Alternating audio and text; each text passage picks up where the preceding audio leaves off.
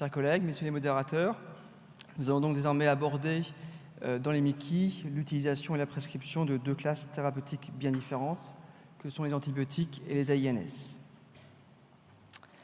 Donc les questions qu'on va aborder dans cette présentation sont au nombre de 3. Tout d'abord, quelles sont les indications des antibiotiques?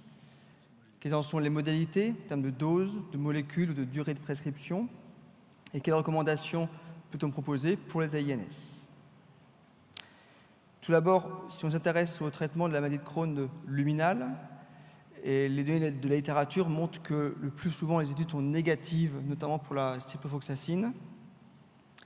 On a une ou deux études qui montrent un effet très modeste du métronidazole, et dans ces cas-là, plutôt à posologie élevée, plutôt à 20 mg kg/jour, et principalement, éventuellement, un effet dans les formes coliques. Le problème, et on le sait, c'est qu'on se heurte à un problème de tolérance, avec un tiers des patients au moins qui arrêtent prématurément le traitement pour cause d'intolérance avec le métronidazole.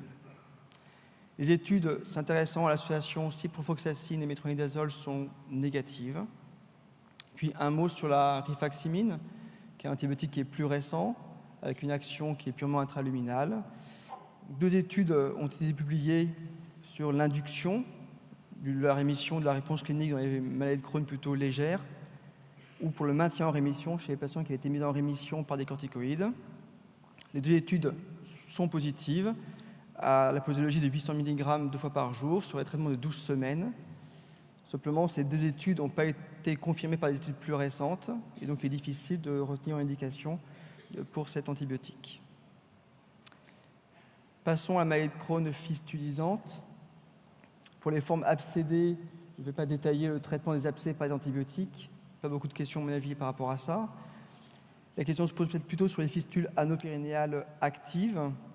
Les études montrent que les antibiotiques, et notamment la ciprofloxacine, ont intérêt avec un effet symptomatique sur les fistules drainées, un effet qui est suspensif en général, donc en monothérapie, mais également en association au traitement anti-TNF. Et on voit ici les données d'une étude qui s'est intéressée justement au traitement donc, des fistules drainées, soit par adalimumab seul, soit par adalimumab et ciprofloxacine. Et au bout de 12 semaines de traitement, on pouvait observer une différence significative sur les symptômes, et notamment sur l'écoulement au niveau des fistules. Mais après 12 semaines de traitement, donc l'antibiotique était arrêté, et on voyait qu'à 24 semaines, il n'y avait plus de différence significative. Concernant la récidive post-opératoire de la maladie de Crohn, on a des données notamment intéressantes pour le métronidazole, avec une étude randomisée contre placebo qui s'est intéressée au métronidazole à 20 mg kg/jour pendant 3 mois. Concernant la récidive endoscopique à 12 semaines, la différence était en faveur du métronidazole, mais non significative. En revanche, il y avait une diminution significative de la récidive clinique à 1 an, et cette différence était plus significative à 2 ans et à 3 ans. Et encore une fois, on avait des problèmes de tolérance avec 25% d'arrêt prématuré du traitement. On observait également des données similaires avec l'ornidazole, qui est un autre imidazolé. Enfin, dans cette indication, la ciprofloxacine était inefficace. Passons ensuite à la rectocolite hémorragique. Et dans les RCH, et notamment légère à modérée, les études montrent plutôt un effet négatif négligeable des traitements antibiotiques.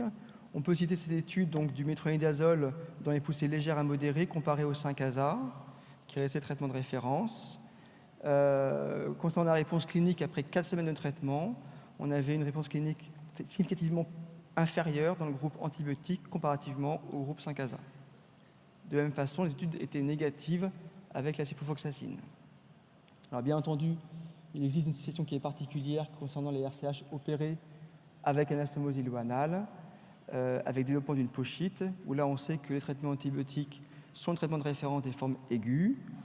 Et si on regarde un peu plus la littérature, on a une petite supériorité pour la ciprofloxacine, dans ce cas à 1 g par jour, en termes d'efficacité et notamment de tolérance également, comparativement au métronidazole à 20 mg kg/jour habituellement. Un mot enfin sur la colite aiguë grave, car il y a des données maintenant anciennes qui montrent qu'il n'y a aucun bénéfice en complément de la corticothérapie intraveineuse. Alors bien entendu, les antibiotiques peuvent être discutés en situation de colite inaugurale, s'il y a un doute diagnostique, ou s'il y a un doute sur une complication infectieuse d'une colite inflammatoire connue. Passons aux AINS, avec la question, peut-on prescrire finalement des AINS en cas de MICI? Alors on sait que classiquement, on dit que ces médicaments, ces AINS sont contre-indiqués. On recommande à nos patients de ne pas prendre d'AINS. Quand on regarde un petit peu plus la littérature, on a quand même quelques données contradictoires. Alors c'est vrai qu'on observe des études qui montrent clairement qu'il y a un risque de rechute clinique sous AINS, notamment ces études qui montrent que chez les patients qui étaient en rémission clinique, on avait globalement, selon le type d'AINS, 20 à 30% de patients qui faisaient des poussées, et de façon assez précoce, une rechute qui survenait souvent dans les 10 premiers jours de traitement, avec une élévation de la calprotectine. Mais en fait, justement, quand on regarde la calprotectine dans cette étude, la valeur médiane à l'inclusion était déjà de 400 microgrammes par gramme de sel. Donc probablement qu'il y avait déjà chez les patients qui étaient soi-disant en rémission clinique une petite activité au niveau de la muqueuse. Il y a d'autres études qui montraient que le risque peut-être était diminué si on utilisait des faibles doses d'AINS ou en cas de prise ponctuelle, notamment moins de 5 prises mensuelles. Qu'en est-il des anticox-2? On sait que théoriquement le risque intestinal il est moindre pour ces molécules. Là, je cite une méta-analyse portant sur 7 études publiées assez récemment, où il y avait 14% de patients qui faisaient une rechute sous anticox-2. Le problème, c'est qu'on avait des études qui étaient d'assez faible qualité. On n'avait que 2 essais contrôlés randomisés dans cette méta-analyse. Si on s'intéressait à ces 2 essais contrôlés, randomisés, on avait un risque de poussée qui n'était pas significativement élevé. En revanche, on ne dispose pas d'études, à ma connaissance, comparant AINS non sélective et anticox-2 dans les MICI. Donc pour conclure, et pour répondre aux questions posées, concernant l'indication des traitements antibiotiques, on peut considérer qu'il existe une efficacité reconnue dans la récidive post-opératoire, même si elle reste très modérée, dans le traitement des formes aiguës de pochite ou dans les fistules anopérinéales à visée symptomatique. Il n'y a pas d'intérêt de la maladie de Crohn luminale et dans la rectocolite hémorragique. On va utiliser préférentiellement des traitements antibiotiques qu'on connaît bien. La ciprofloxacine, en général, à 1 g par jour. Le métronidazole, entre 1 et 1,5 g par jour. Alors, on est confronté, dans les traitements notamment prolongés, des problèmes de tolérance et de résistance, éventuellement, qui peuvent se développer. Et enfin, concernant les anti-inflammatoires non stéroïdiens, je pense qu'il n'y a pas de contre-indication formelle, mais il faut être très prudent dans la prescription, plutôt les privilégier chez les patients en rémission, et je dirais même en rémission peut-être profonde, avec un traitement de courte durée, et en discussion éventuellement avec les rhumatologues s'il y a indication articulaire. Enfin, le risque est potentiellement diminué avec les anticox-2, mais je pense qu'on manque de données actuellement pour recommander cette molécule dans cette indication particulière que sont les MICI. Je vous remercie. Merci beaucoup.